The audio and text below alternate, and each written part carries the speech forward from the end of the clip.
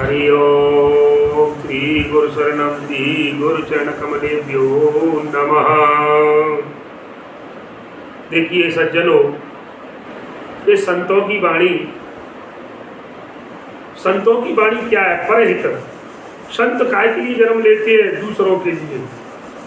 तो ये दूसरों के लिए ही अपने जीवन को समर्पित कर देती है। तो संतों की वाणी में आज सबसे पहला बिंदु है कि महान कौन होता है, कौन व्यक्ति महान है। तो पहला शीर्षक है कि महान कौन है। इसमें अलग अलग शीर्षक बिंदु चलेंगे 4-5। तो देखिए, सबसे पहले देखिए, तो मेरे महान की पहचान बता रहा हूँ कि संसार से आसक्त लोगों से दूर रहे। संसार में जो आसक्त हैं, संसार की मोह माया में जो लिप्त हैं, ऐसे लोगों से दूर रहो।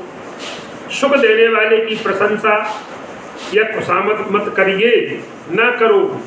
जो आपको सुख देते हैं और उनकी प्रशंसा मत करिए, उनकी खुशामद मत करो। और दुख देने वाले का तिरस्कार भी मत करो, कि जो आपको कष्ट दे रहा है उसका तिरस्कार मत करिए। जो मनुष्य दुख में प्रभु का चिंतन करता है, ध्यान दीजिए, दुख में प्रभु का चिंतन करता है वो व्यक्ति महान है। दुख में प्रभु का चिंतन करता है वो महान बताया गया है। तो एक चीज बताई मैंने कि महान कौन है, कि जो मनुष्य दुख में प्रभु का चिंतन करता है और दुख देने वाले का भी तिरस्कार नहीं करता और सुख देने वाले की प्रशंसा नहीं करता और संसार से आसक्ति नहीं रखता, ऐसा व्यक्ति महान होता है सज्जनों। उसके बाद इसी में दूसरा बिंदु है कि विश्वास के लक्षण कितने होते हैं। तो सज्जनों, ये बात है कि विश्वास के कितने लक्षण हैं। तो मैं बताना चाहता हूं कि विश्वास के 3 लक्षण होते हैं। कौन कौन से लक्षण है? नंबर 1, सब चीजों में ईश्वर को देखना। माने सिय राम में सब जग जानी।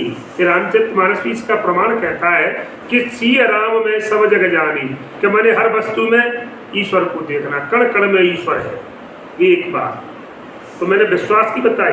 दूसरी बात, सारे काम ईश्वर की ओर नजर रख कर करना। ये देखते रहो, ये मत सोचो कोई नहीं देख रहा मैं। अब मैं आपको कोई भी काम करे तो ये देखो कि परमात्मा मैं देख रहा है, इसलिए हम इस काम को सही ढंग से करें, कोई गलत काम न करें। और हर हालत में हाथ पसारना तो सर्वशक्तिमान के आगे। ध्यान दीजिए, अरे मांगो, हाथ फैलाओ तो उस परमात्मा के आगे हाथ फैलाओ, क्योंकि देने वाला वो है। मनुष्य तुम्हें क्या देगा? अरे मनुष्य तुम्हें क्या देगा? अरे मांगना है, हाथ फैलाना है तो उस परमात्मा के आगे हाथ फैलाइए। तो अगर आपको विश्वास है तो वो सब देगा आपको, सब देगा। और नहीं, आपने कितने उदाहरण देखे हैं कि जिसने परमात्मा को पुकारा है और उन्होंने सब कुछ दिया है। आप सुदामा को देखिए, आप द्रौपदी को देखिए, आप गज और ग्रह की लड़ाई में और गज की पुकार जब सुनी तो भगवान दौड़े चले आए सज्जनों। तो इसके अलावा संत समागम और हरिकथा में ये प्रभु में श्रद्धा पैदा करती है। ये पॉइंट आता है कि परमात्मा के प्रति श्रद्धा पैदा कौन करता है, भगवान में विश्वास कौन जगाता है? तो कौन है? संतों का समागम होना और परमात्मा की माने भगवान की कथा में जाना।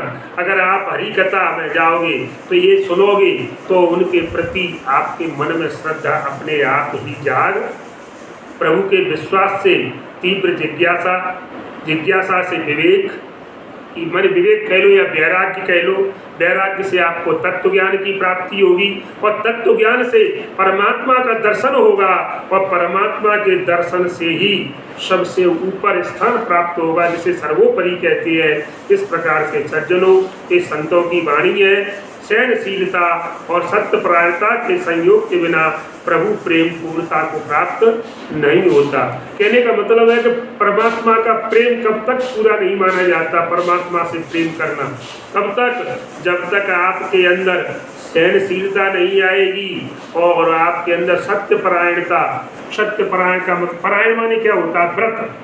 और सत्य माने सत्य बोलने का व्रत आपके जीवन में नहीं। जैसे हम व्रत रहते हैं तो भोजन नहीं करते, अन्न नहीं खाते, क्यों कहते हैं कि अन्न खा लेंगे तो व्रत खराब। ऐसे ही अरे सज्जनों, अगर हम झूठ बोलेंगे तो हमारा जीवन खराब हो जाएगा।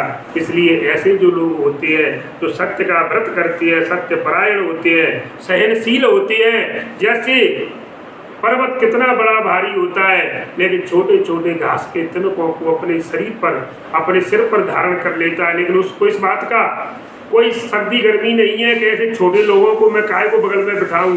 लेकिन नहीं, तो ऐसे मनुष्य को भी सहनशील बनना चाहिए। तो ऐसे लोग जो सहनशील हो जाते हैं सज्जनों, सत्य परायण होकर के, तो वे ही जाकर के और पूर्णता को प्राप्त करते हैं। ऐसे इसी के साथ सज्जनों, जय श्री राम, जय हनुमान।